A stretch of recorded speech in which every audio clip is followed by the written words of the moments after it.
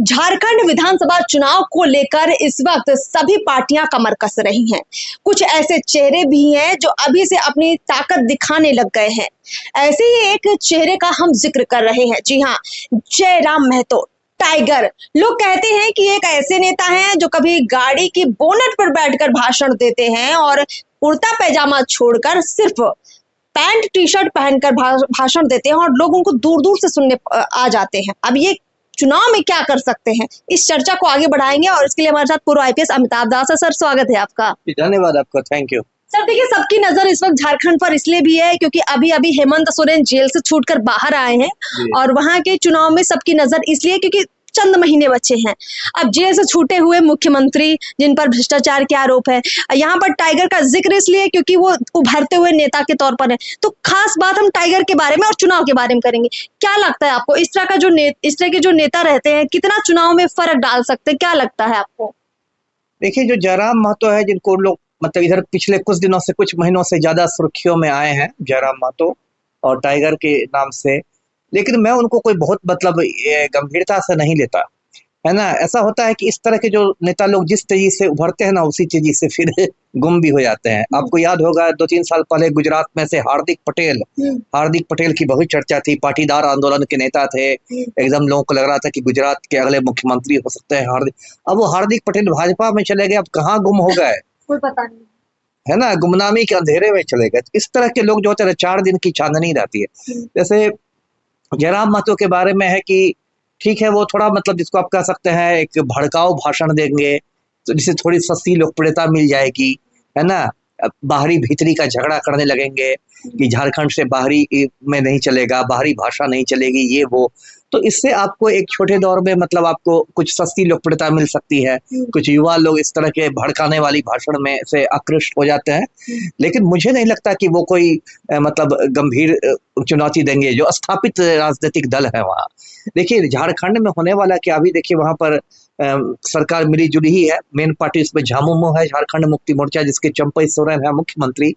अभी जो सबसे बड़ा मुझे लग रहा है फायदा, जो अभी अक्टूबर में चूंकि झारखंड में चुनाव है, वो मुझे लगता है झामुमो को मिलेगा। अच्छा। खास के हेमंत सोरेन को जिस तरह से गिरफ्तार किया गया और जिस तरह से अभी वो दाढ़ी बढ़ा के निकले हैं बिल्कुल क्रांतिकारी की हुलिया में, तो उससे कहीं ना कहीं एक उनके प्रति या पूरे झारखंड मुक्ति मोर्चा के प्रति एक सहानुभूति लहर। देखिए, उनकी पत्नी भी जीत के आ गई, कल्पना सोरेन भी जीत के आ गई, है ना।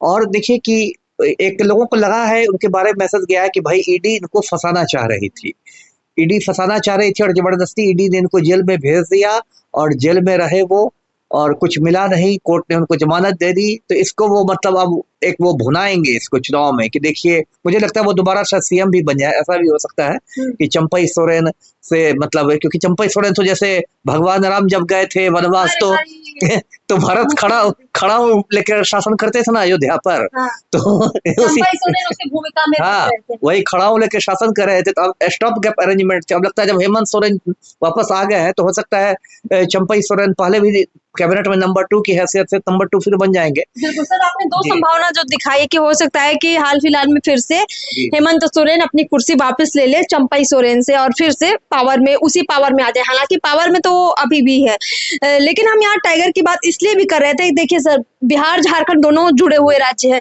अभी हमने देखा कि बिहार में लोकसभा चुनाव में जिस तरीके से चिराग पासवान ने एक उभरते नेता के साथ एक अलग ताकत दिखाई, अब टाइगर के रूप में जयराम महतो क्या झारखंड के चुनाव में इसी तरह कुछ कमाल दिखा सकते हैं? क्योंकि देखिए सर, हो सकता है कि ये किसी बड़ी पार्टी का हिस्सा ना हो, लेकिन जिस तरह से युवाओं में पकड़ है, जो बातें रखते हैं, भले ही वो हो सकता है भड़काऊ हो, लेकिन हमने देखा है कि आजकल का जो युवा है वो इन सब चीजों को सोशल मीडिया पर और ज्यादा पसंद करने लग गया है और कहीं ना कहीं चुनाव में एक अलग ही प्रभाव डाल देता है, इसका बड़ा असर पड़ता है। तो जो भी वजह भी मतलब, चाहे वो भाषा का मुद्दा रहा हो, चाहे बाहरी भीतर का जो झगड़ा रहा हो, जयराम महतो की ये राजनीति आपको क्या लगता है बीजेपी और झामुमो दोनों में से किसके लिए फायदे और नुकसान के लिए साबित हो सकती है? नहीं, जो मुद्दे उठाए हैं वो मुद्दे तो झामुमो वाले ही ज्यादा मुद्दे हैं, जो एक क्षत्रिय पार्टी वाली बात कर रही है क्योंकि भाजपा राष्ट्रीय पार्टी है तो बहुत ज्यादा इस तरह की बात नहीं कर सकती है, क्योंकि फिर तो बाकी राज्यों में उसका नुकसान हो जाएगा बाहरी भीतरी ज्यादा करने पर। ये बातें तो क्षेत्रीय पार्टियां ही ज्यादा कर सकती हैं। देखिए, चिराग के साथ आपने तुलना की जयराम महतो की। चिराग और जयराम महतो फर्क यह है कि चिराग ने जो भी किया है, आप कहेंगे कि 5 में 5 सीटें उसने जीत ली, तो उसने भाजपा के साथ गठबंधन करके किया। अच्छा। है ना, अकेले कोई लोजपा रामविलास ने अकेले आप कहेंगे कि 5 सीटें जीत ली, तो वो नहीं हो सकता है, गठबंधन नहीं कर, हो सकता है शून्य पर पहुंच जाते चिराग पासवान। तो उनको तो एनडीए का हिस्सा बने, गठबंधन जहां से उनके उम्मीदवार खड़े हुए वहां से भाजपा ने उम्मीदवार नहीं खड़ा किया, तो उसका है। जयराम महतो में मैं अभी कम से कम अभी की तारीख में मैं ऐसा कोई गठबंधन किसी के साथ नहीं होते देख रहा हूँ। और देखिए, भाजपा के साथ वहां पर देखिए क्या है, अभी तो इस चुनाव में देखिए, लोकसभा चुनाव में अर्जुन मुंडा जैसा कद्दावर नेता हार गया, जो झारखंड के मुख्यमंत्री रह चुके हैं और अभी केंद्र में थे, अर्जुन मुंडा हार गए। और एक दूसरे नेता थे जो सीएम रहे थे, रघुवर दास, उनको तो एक तरह से उड़ीसा का राज्यपाल बना के वनवास में ही भेज दिया गया। तो बचे तो एक मतलब बाबूलाल मरांडी बचे। तो बाबूलाल मरांडी की भी थोड़ी विश्वसनीयता खत्म हो गई है, कई साल वो भाजपा से अलग रहे। एक समय में तो यहाँ तक कहते थे कि कुतुब मीनार कुछ जाऊंगा लेकिन भाजपा में नहीं जाऊंगा, लेकिन फिर वो भाजपा में आ गए। और देखिए क्या हुआ, भाजपा की थोड़ी वहां विश्वसनीयता खत्म हुई है, खासकर जब रघुवर दास मुख्यमंत्री थे, तो इन लोगों ने वहां जो आप जानते होंगे अंग्रेजों के जमाने से वहां छोटा नागपुर भूमि अधिनियम और ये सब अधिनियम है, संथाल परगना अधिनियम, मतलब उसका ये मतलब हुआ मोटा मोटी समझे दर्शक कि गैर आदिवासी लोग आदिवासियों की जमीन नहीं खरीद सकते हैं, है ना। जैसे रांची में या कहीं भी झारखंड में आप कोई गैर आदिवासी चाहेगा आदिवासियों की जमीन तो वो नहीं खरीद सकता है, ये अंग्रेजों के जमाने का ही नियम है। लेकिन जब ये आए मुख्यमंत्री बने रघुवर दास, तो उसमें कुछ बदलाव करने की कोशिश की गई, ऐसे वो बदलाव हुए नहीं, वो मामला अटक गया, लेकिन कोशिश की। तो इसका एक बहुत गलत मैसेज झारखंड में आदिवासियों में गया कि ये लोग मतलब पूंजीपतियों के ये हैं, दलाल है, और अडानी के लिए ये किसी की आदिवासियों की जमीन भी अडानी के नाम कर देंगे, तो वो नुकसान कर सकता है भाजपा को। जी चलिए सर, बहुत बहुत शुक्रिया हमसे बातचीत करने के लिए। लेकिन देखिए, इस वक्त बिहार झारखंड दोनों ऐसे राज्य हैं जहां पर चुनाव एक 2024 में है, एक 2025 में है, और झारखंड की अगर बात करें तो वहां पर बहुत सारे मुद्दे हैं, मुद्दों पर भी चर्चा करेंगे और कुछ चर्चित चेहरों पर भी चर्चा करेंगे, जिनमें से एक आज नाम था टाइगर का, जयराम महतो का। अब देखते हैं कि आगे क्या कुछ होगा झारखंड में। खबरें बहुत सारी हैं, जरूर अब तक लेकर आएंगे। नमस्कार।